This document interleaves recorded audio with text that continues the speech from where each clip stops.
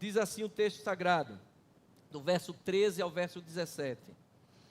Ora, quem há de maltratá-los, se vocês forem zelosos na prática do bem?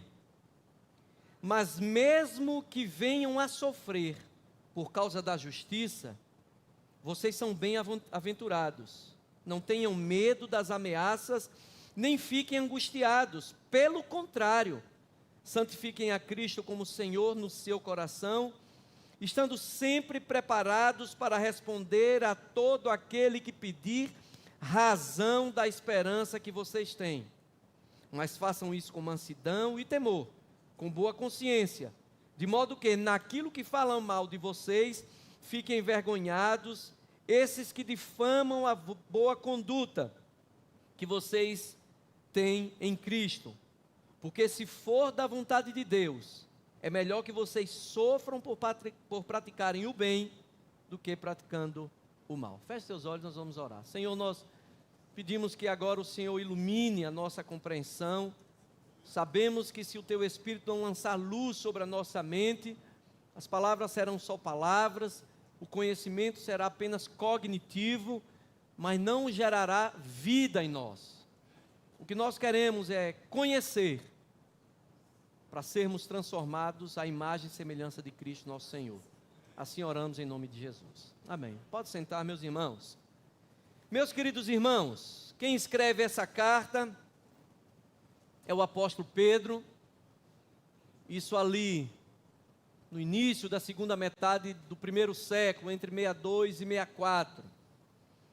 E Pedro escreve essa carta destinada a cristãos que estavam já ali no início do cristianismo, sofrendo perseguição por conta da fé que eles declaravam. E esses cristãos haviam sido dispersos na região da Ásia Menor. E por que o cristianismo provocava tanta antipatia onde ele chegava? Porque o cristianismo propunha aquilo que nós chamamos de contracultura. Ele era diferente de tudo que se vivia no mundo, sobretudo no Império Romano. O Império Romano se baseava, se sustentava sobre alguns princípios mantenedores da unidade. E um desses princípios era o chamado sincretismo religioso. À medida em que o Império avançava e dominava novas regiões, o imperador era tolerante com as religiões locais. Pode continuar adorando os seus deuses locais, os seus deuses particulares, contanto que você também adore, e aqui já caminhando para a oficialização da adoração oficial de César, o culto a César já estava começando a surgir. Vocês podem adorar os seus deuses desde que adorem César. Vocês podem adorar os seus deuses desde que digam Kyrios Kaiser, César é o Senhor. E nós sabemos que os cristãos se recusavam a dizer Kyrios Kaiser. Eles, na hora de declararem a fidelidade a César, com ousadia eles diziam Kyrios Christos, Cristo é o nosso Senhor. Isso causava no governo, nas autoridades, um incômodo, porque eles entendiam que a unidade do império se dava por esse respeito e essa tolerância e esse sincretismo. Ao mesmo tempo gerava um incômodo nas lideranças religiosas locais, fossem líderes pagãos ou fossem os próprios judeus. Então o apóstolo Pedro escreve essa carta para estimulá-los a continuarem com ousadia, a continuarem firmes e não se amedrontarem, não terem dúvida quando eles fossem levados às autoridades. A palavra do apóstolo Pedro aqui, em hipótese alguma, estimulava um conformismo ou uma passividade. Pelo contrário, era justamente a passividade que se manifestava no medo e na angústia que Pedro queria combater. Por isso ele diz: não tenham medo, não se angustiem, mas estejam prontos para responder a todo aquele que questionar qual o motivo de tanta ousadia. Vocês têm que estar em condições de dizerem: a razão da minha fé é esta.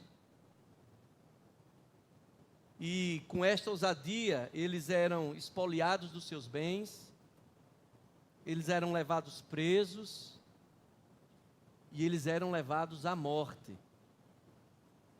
Mas o Espírito Santo de Deus enchia aquele povo de tal ousadia, que eles começavam a perceber, e é essa a ideia do apóstolo Pedro, que as perseguições, os tribunais e as ameaças eram oportunidades deles publicarem às autoridades e aqueles que iriam ver o espetáculo da morte deles, qual era a razão da sua fé. O que é que esses homens e mulheres têm? Em que eles creem que é de tal maneira poderosa que os leva à morte. Responder à razão da fé os levaria à morte, mas eles sabiam que as ameaças eram um pretexto de Deus para que a razão da fé fosse tornada conhecida. E nós sabemos que foi assim. O sangue dos mártires foi a semente da igreja. Onde mais sangue derramavam, mais a igreja se multiplicava. Diante dos seus acusadores, eles respondiam: a razão da nossa fé é esta. E qual era o método que eles usavam? É sobre isso que a gente precisa voltar os nossos olhos. A fé que eles declaravam era uma fé que precisava ser exposta e tinha condição racional, lógica de ser exposta. Não era a fé mística dos pagãos, não era a fé esotérica dos pagãos, não era a fé subjetiva dos pagãos, era uma fé diferente, era uma fé racional, era uma fé que se sustenta em fatos, em evidências históricas. Portanto, era uma fé que era passível de ser exposta logicamente, racionalmente, historicamente, exegeticamente, teologicamente.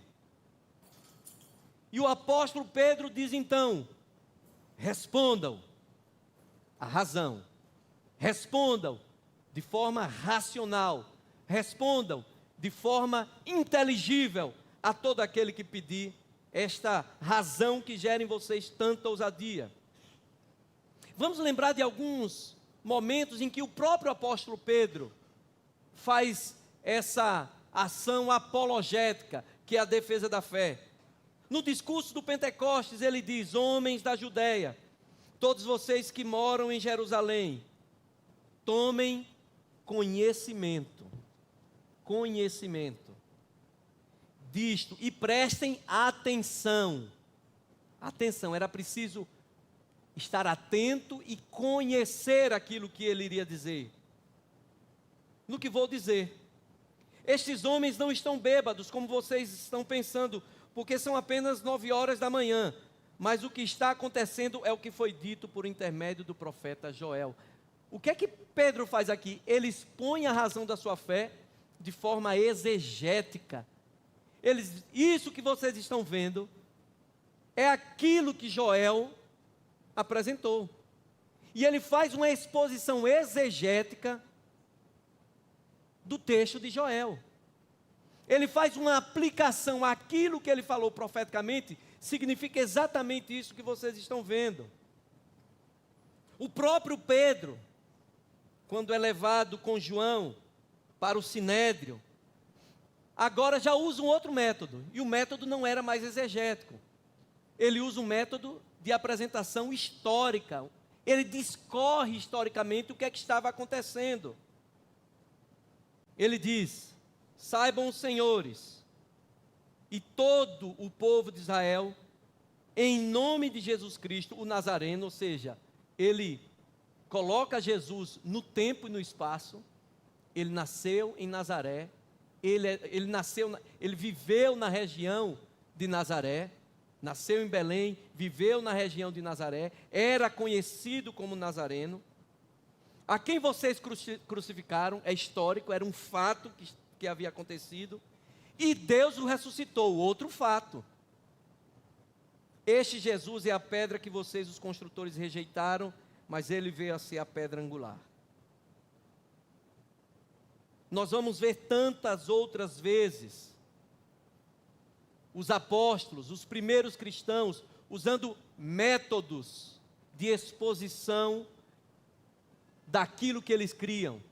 Estevão, enquanto foi levado às autoridades antes de ser apedrejado, ele faz uma defesa histórico-exegética daquilo que era a causa da sua morte. Quem? Jesus Cristo. Paulo usa também esse método. Aliás, esse sempre foi o método utilizado pelos apóstolos, pelos discípulos de apóstolos, pela patrística. Este foi sempre o método utilizado pelos cristãos. Este foi o método que os reformadores trouxeram de volta, que havia sido esquecido até bom tempo ali da Idade Média. Responder a todo que questionasse a razão da nossa fé. E aí nós precisamos entender isso, meus irmãos. Aquilo que nós nos propomos a estudar é a razão da nossa fé. A nossa fé, ela não se sustenta em subjetivismo. A nossa fé não se sustenta em misticismo. A nossa fé se sustenta em fatos, fatos registrados num livro, divinamente inspirado, mas usado, onde Deus usou homens, com as suas culturas, com as suas ciências, com seus conhecimentos, para pôr em palavras aquilo que Ele queria dar conhecimento aos homens. A fé cristã, ela é baseada em fatos, fatos registrados. A fé cristã é logia, é razão, mesmo quando estes fatos estão para muito além da nossa compreensão. Nem tudo que está registrado como fato é passível de uma plena compreensão por nós que somos seres humanos tocados pelo pecado e limitados no tempo, no espaço. Como é que você compreende em sua plenitude um nascimento virginal? Como é que você compreende em sua plenitude a ressurreição dos mortos? Mas ainda que você não consiga compreender em sua plenitude, não significa que estes fatos são irracionais. Significa que eles são supra-racionais. Estão acima da nossa limitada razão. Significa que são fatos de um Deus que se revelou ao homem, mas de um Deus que é Deus, a um homem que é homem. De um Deus que é o infinitamente outro, enquanto nós somos o plenamente limitados e temporais. A fé cristã é racional, e quando nós não a compreendemos em toda a sua dimensão, ela revela-se supra-racional, nos mostrando que há um Deus muito grande que se aproximou para falar a gente tão minúscula como nós. João Calvino dizia que a Bíblia é como uma ama, uma babá, falando com a criança. Deus aqui, por mais belas que sejam essas palavras, Ele apenas balbuciou. Ele apenas balbuciou. Porque se Ele falasse com toda a capacidade e mistério dEle, nós nunca entenderíamos. Deus se rebaixou ao nosso nível e nos trouxe a palavra dEle. Ele se rebaixa ao nosso nível, encarna e vem em forma de homem, que é a própria palavra viva, o nosso Senhor. A fé cristã é a fé que nós precisamos conhecer. John Stott diz que nas doutrinas básicas da fé cristã está implícita que o homem tem um duplo e inalienável dever. o dever de pensar e de agir conforme pensa. Deus se revelou de modo especial a seres pensantes. Fé e razão não são coisas incompatíveis. A nossa fé só se conhece pela razão, pela lógica. Isso é tão verdadeiro que a palavra que nós utilizamos para quando nós temos um encontro com esta fé tão poderosa e transformadora é metanoia, metanus, mudança de raciocínio, de mente. Deus fala pela nossa razão. Ele se revela especialmente para nós. E não faz isso para um cachorro, para um gato.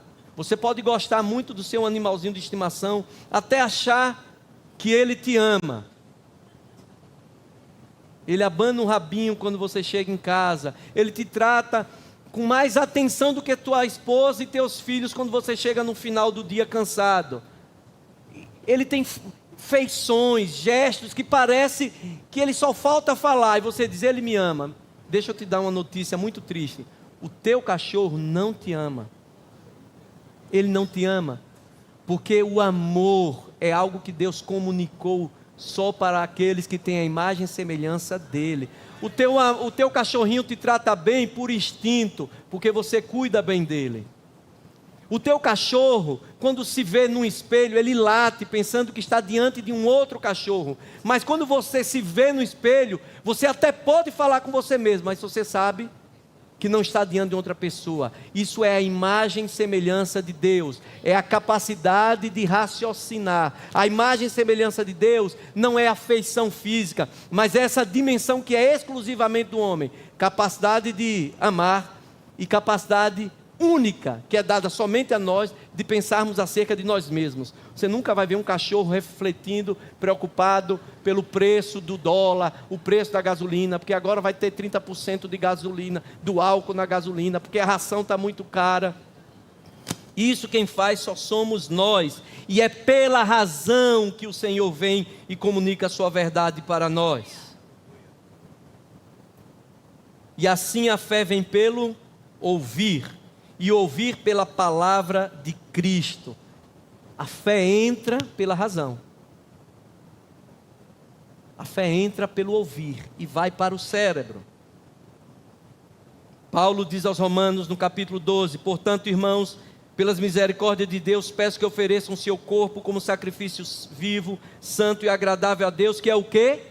O vosso culto logia, racional. A gente vê algumas manifestações, muitas vezes, que parecem irracionais, beiram a irracionalidade.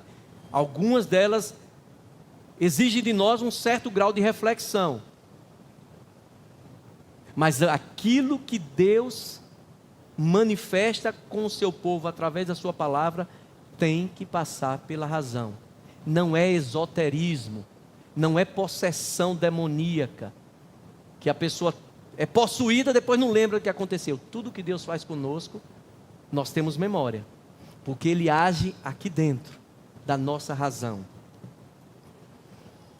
E aí Pedro vai dizer então que vocês compreendam esta razão, estejam prontos para responder dessa razão, mas vocês precisam santificar a Cristo em seus corações.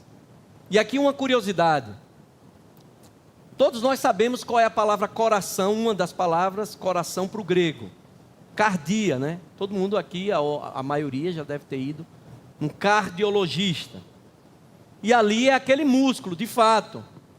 Só que a gente tem que lembrar que a Bíblia, o Novo Testamento foi escrito em grego, koiné, mas os seus autores eram judeus. Eles escreviam em grego, mas pensavam como judeu.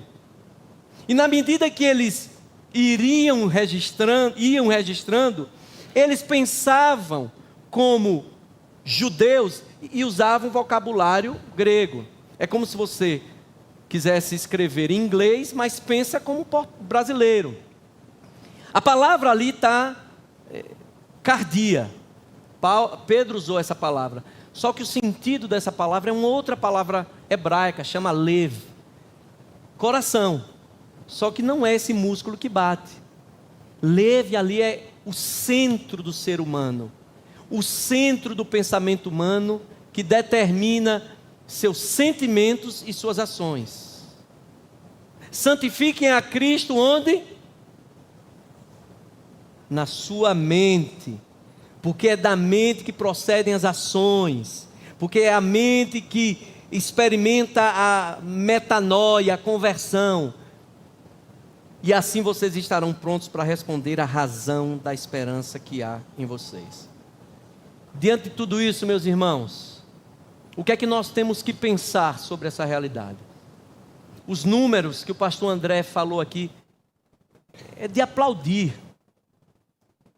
Que coisa tremenda. Uma igreja viva, animada. Uma igreja que está ardendo, que louva a Deus com suas emoções, que fica à vontade na presença de Deus, tremendo. Uma igreja que tem sido relevante para a cidade. Eu não sou de Resende, eu estou aqui há 7 anos, mas eu ouço falar da igreja metodista. Comento muito com Raquel. Existem 2 igrejas aqui que nos fazem lembrar a minha igreja lá em Aracaju. Eu pastoreei durante 8 anos e meio antes de passar no concurso de capelão. Nós pastoreávamos a comunidade presbiteriana de Aracaju. E essas 2 igrejas nos lembram muito. E uma das igrejas é a igreja metodista. Essa igreja aqui, a Catedral Emanuel. Uma igreja viva. Viva, acolhedora, visionária, de gente proativa. Alguns detalhes que a gente vai vendo quando vai chegando aqui, a gente vai comentando. Caramba, veja, eles estão pensando lá na frente.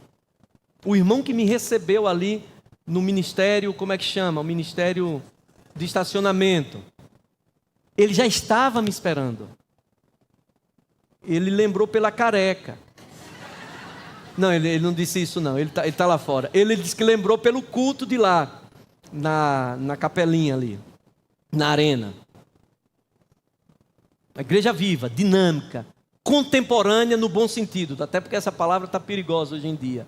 Uma igreja relevante para a cidade, mas uma igreja que não se desapegou do conhecimento da palavra. Porque hoje nós temos vivido este movimento de crescimento de igreja que está caminhando para longe da Escritura, que está caminhando para longe do estudo da palavra de Deus. E vocês, graças a Deus, pelos números que foram revelados, por aquilo que a gente conhece, por aquilo que a gente conversa, tem feito um movimento de renovação, um movimento de relevância na cidade, mas se apegando à palavra de Deus, sem soltar essa âncora, que é a palavra de Deus. E tem que ser esse o caminho. Diante de tudo isso, vocês precisam estar sempre e a cada dia aptos para responder à razão da esperança que há em vós. E eu acho que o Instituto se propõe a isso, dar ferramentas, instrumentalidade, para que vocês mergulhem e transformem conhecimento em ação. O reverendo Hernandes Dias Lopes, acredito que todos conhecem, ele fala que a igreja precisa ter teologia na cabeça, mas tem que ter fogo no coração. Fogo no coração é coisa que metodista gosta, né? Corações aquecidos. Isso aí. E não é diferente do que o apóstolo Pedro está ensinando. E eu queria só caminhar para o fim, trazer aqui 3 resultados para a sua vida, se você se propuser a compreender a razão da sua fé. O primeiro resultado desse é que a razão da nossa fé produz em nós domínio próprio. O apóstolo Pedro diz que a razão da fé deveria ser apresentada àquelas autoridades com mansidão. Quando você compreende aquilo que você crê, e aquilo que você crê não é qualquer coisa, não é mero conhecimento, é a revelação escrita de Deus, isso vai gerar no seu coração equilíbrio. A palavra no grego aqui fala de doçura interior. É a pessoa que sabe responder às mais graves ofensas com graça. Com graça. E eu lembro de um episódio ocorrido há alguns anos, num presbitério, lá em Belo Horizonte, com um seminarista, não era seminarista, ele havia acabado de se formar, e foi para o presbitério para ser examinado pelo presbitério para saber se seria ordenado ou não. E esse camarada, ele falou sobre as doutrinas da graça, algo que nós tanto gostamos. Só que ele aproveitou falar das doutrinas da graça para metralhar várias igrejas. E escolheu um determinado pastor famoso para atacar. Fez aquele sermão excepcional. E quando ele acabou de pregar, o relator da comissão de análise de candidatos, o pastor com quem eu trabalhava, eu era seminarista dele, ele disse assim: olha, seu sermão está perfeito, sua teologia é irretocável. E eu sou do parecer que você não vai ser ordenado, porque eu nunca vi alguém falar com graça, com tanto ódio no coração. Você vai ficar mais um ano para ver se o seu coração é dominado por essa graça que você acabou de pregar. Conhecendo a pessoa, deve ter dado uns pulos dessa altura. A razão da nossa fé, o conhecimento que transformou a nossa vida, ele gera domínio próprio, equilíbrio, controle. Segundo o texto sagrado, a fé que estava levando aqueles homens e mulheres aos tribunais e até mesmo à morte, deveria ser de tal maneira dominante do coração daqueles homens, que até as suas emoções estariam sob equilíbrio. Eles não fraquejariam, não entrariam em desespero, não iriam agredir aqueles que estavam agredindo a eles. Compreender a razão da nossa fé nos faz ter esse domínio próprio, porque a gente sabe que esta razão é o próprio Cristo, que mesmo diante dos seus acusadores, teve o equilíbrio suficiente para orar pedindo perdão por eles. Quando sabemos porque cremos, nós temos essa esperança interior para reagir com equilíbrio a toda e qualquer afronta, reagir com equilíbrio a toda e qualquer dificuldade, reagir com equilíbrio a toda e qualquer perseguição, reagir com equilíbrio a toda e qualquer adversidade. Ela só é razão da nossa fé se ela produz em nós este fruto maravilhoso do Espírito Santo, que é o domínio próprio. E como nós estamos precisando de domínio próprio nos nossos dias. A razão da nossa fé gera também em nós reverência. Pedro continua dizendo: vocês precisam expor essa razão com temor. E temor aqui é phobos, de onde vem fobia, medo. Mas nesse contexto, não é um medo, porque era justamente contra o medo que Pedro estava combatendo. A ideia aqui era aquela mesma sensação que os sumos sacerdotes tinham quando iam no dia do Yom Kippur, o dia do perdão, entrar no Santo dos Santos. O que é que eles tinham? Temor. A razão da nossa fé gera reverência. Esse temor aqui é reverência. Reverência. Aquele mesmo sentimento que Isaías tem quando tem a visão beatífica de Deus. Ele diz: ai de mim, porque sou um homem de impuros lábios e habito no meio de um povo de lábios impuros. Eu vi a Deus, eu vou morrer, porque eu sou um pecador diante do santo. Isso é reverência. O conhecimento da palavra de Deus, ele não deve gerar cristãos intelectualoides. Conhecimento é bom, conhecimento acadêmico é necessário também para quem pode, mas não é esse o objetivo final do conhecimento. O objetivo final do conhecimento é gerar reverência, temor em nossos corações. E essa reverência, ela não nasce de outro lugar senão da palavra de Deus.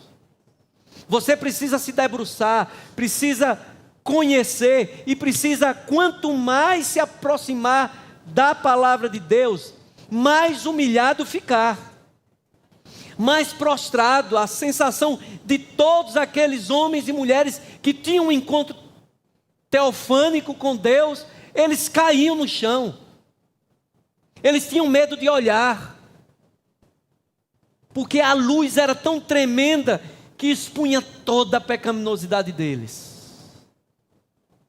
Isso é reverência. Reverência ensina que nós não fazemos as coisas ao nosso próprio modo, que nós fazemos as coisas segundo a palavra de Deus.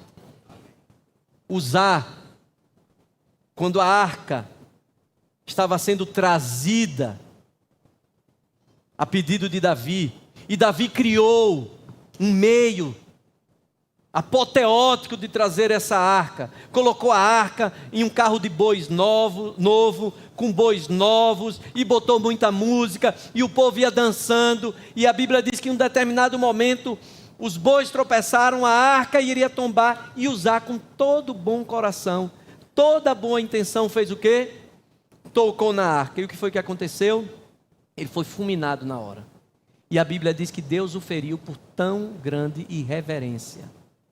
Qual era a irreverência ali? Ele fez as coisas não conforme a palavra de Deus. A palavra de Deus diz que a arca só poderia ser transportada em varais e nos ombros dos levitas. Quem transportava os seus ídolos em carros de boi, com procissão e festa, eram os pagãos, eram os cananitas. Eles estavam copiando ideias de fora, a intenção era boa, e Deus diz que aquilo foi irreverente. Reverência não é, agora a igreja metodista, ela vai se transformar. Tem presbiteriano aqui? Não, né? Está sendo gravado esse negócio aqui? Não. Ela vai se transformar numa igreja sorveteriana agora, né? Ela vai se transformar naquele negócio quase um funeral. E aqui eu vou fazer um parênteses, porque Raquel já regalou o olho aqui para mim. Não é toda igreja presbiteriana que é assim não, viu? Aliás, a maioria não é assim. Não é assim, certo? E isso não é, sisudez não é sinônimo de reverência. E alegria, sinônimo de irreverência. Tem muita gente sisuda que é irreverente, apesar de ser extremamente formal. E tem muita gente que pula, levanta as mãos, dá pinote, mas há um temor tão profundo no coração deles. Não é forma externa, é obediência do coração à Escritura. Quando você está pronto para responder à razão da sua fé, você se torna reverente. Você diz: a minha vida é submissa ao que Deus fala, nem mais, nem menos. E por fim, o que nós colhemos quando nós nos debruçamos da razão da nossa fé, é que a razão da nossa fé resulta em vida coerente. A expressão aqui que Pedro usa, na verdade usa duas expressões: boa consciência e boa conduta. Boa consciência fala daquilo que nós chamaríamos de discernimento moral. Responda à razão da vossa fé com discernimento moral, a capacidade de julgar entre o certo e o errado. Só que isso precisa ser expresso com boa conduta. Boa conduta fala de ações visíveis. Então, quando nós conhecemos a razão da nossa fé, nós temos uma vida coerente, íntegra. Tiago diz que nós não poderíamos ser pessoas de ânimo dobre, que é o antônimo de integridade. Ânimo dobre é mente dividida, gente incoerente. Não. Quanto mais eu conheço, quanto mais eu me debruço, mais habilitado eu estou para transformar minha doutrina em ações diárias, em ações práticas. Uma fé coerente é aquilo que eu acabei de citar. Ela está na cabeça, mas ela está nas boas obras. Ela está na ação, ela está no cotidiano. É coerência. Quanto do evangelho tem sofrido vexame, porque há belos discursos, mas vidas que contrariam discursos, incoerências, hipocrisia, incoerência e hipocrisia, e me fugiu a palavra aqui, e contradição. Não, quando vocês estiverem diante das autoridades, sejam exatamente como vocês declaram que são. Sejam coerentes. Aquilo que vocês declaram nos cultos, nas canções, e nós cantamos aqui muitas canções que são profissões de fé. Mas aqui é muito fácil. O clima nos ajuda. Aquilo precisa ser visto lá no seu trabalho, na sua escola, na rua, entre os seus vizinhos, porque você estará ali, mesmo sem bater no peito para dizer que é um crente, expressando a razão da sua fé. A razão da nossa fé fala de coerência. As pessoas vão parar para ouvir o que eu tenho a expor da minha fé, quando elas virem, antes de tudo, que eu vivo essa fé. Estejam prontos para responder a razão da fé.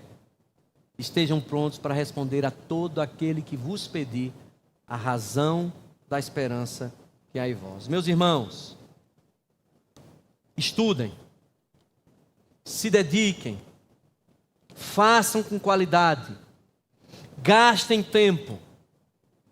Nós vivemos uma realidade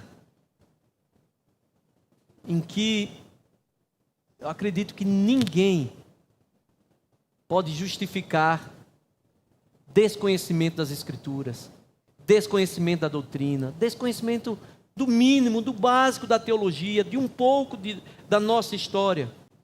É tudo tão fácil. Se você não quer comprar bons livros, você vai lá e lê na internet.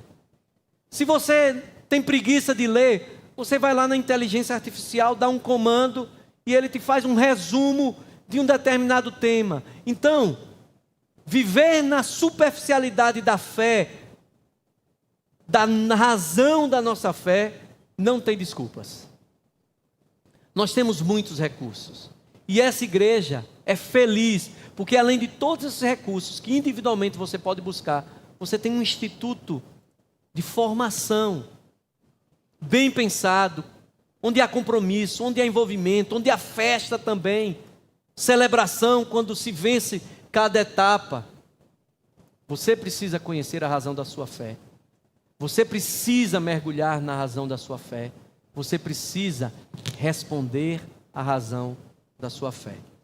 Que Deus te abençoe e que esse próximo semestre seja profícuo, seja próspero, seja muito frutífero na sua vida e muito frutífero na vida dessa igreja. Vamos orar? Feche seus olhos. Deus, nós colocamos a vida destes alunos, todos eles, destes discípulos, colocamos as suas vidas, pedindo que o Senhor renove as forças intelectuais, a fim de que eles possam, mesmo com o cansaço do trabalho, com as demandas e correrias desta vida, dedicarem-se, comprometerem-se com as aulas, com a frequência, com os estudos em casa. Mas não para que nós tenhamos muitos intelectuais, que seria muito bom, mas para muito além disso, nós tenhamos crentes cheios do Espírito Santo do Senhor, ousados para responder a todo aquele que pedir a razão da esperança que há neles. Uma fé racional. Eles saberão dizer em que creem, porque creem. Eles saberão apontar nas Escrituras os caminhos que Cristo revelou para salvar o homem. Mas nós oramos também pelos professores, que o Senhor possa revesti-los deste mesmo poder, deste mesmo compromisso, a fim de que deem o melhor e sejam instrumentos do Senhor para o alcance de tantos. Mas acima de tudo isso, dá, ó Deus, que todo este povo possa florescer no meio desta igreja, possa florescer no meio desta cidade, e onde seja encontrado um deles, somente um, eles reconheçam a razão da fé, que faz com que essas pessoas sejam diferentes. Assim nós oramos em nome de Cristo Jesus.